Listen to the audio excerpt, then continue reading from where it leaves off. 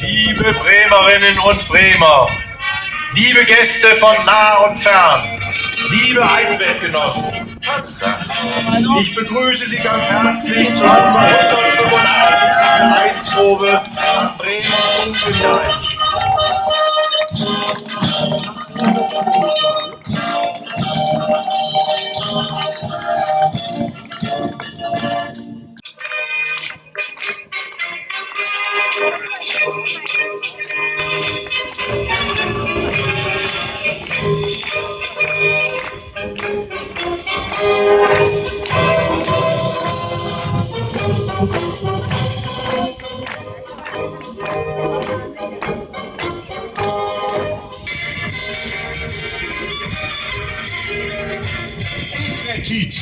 Das ist du wieder mal so weit.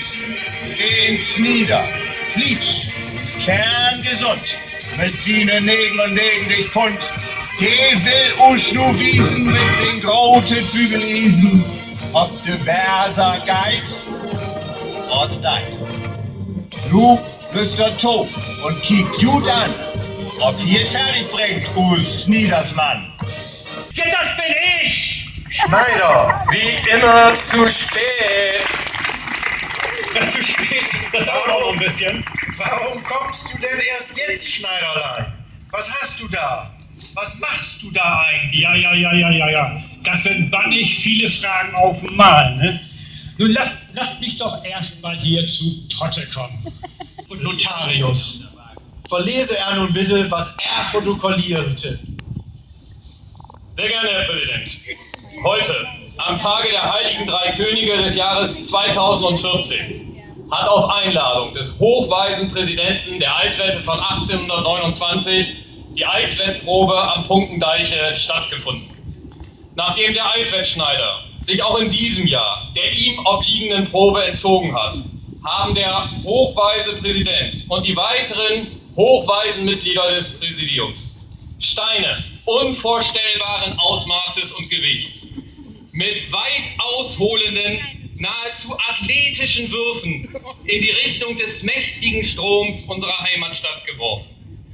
Die wenigen Steine, die die Weser erreichten, versanken sofort mit lautem Rauschen in den Fluten.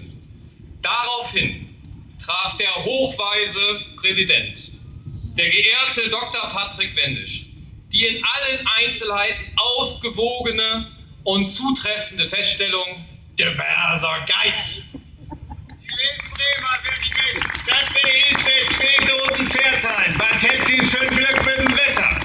Wir sind Dank dafür, dass Sie kommen sind. Wünscht dir Glück und Gesundheit und Nähe, ja, und sagt so tschüss, dass sich gerade der davon abfüllt und Rament hat. Hip, hip, hip, hurra!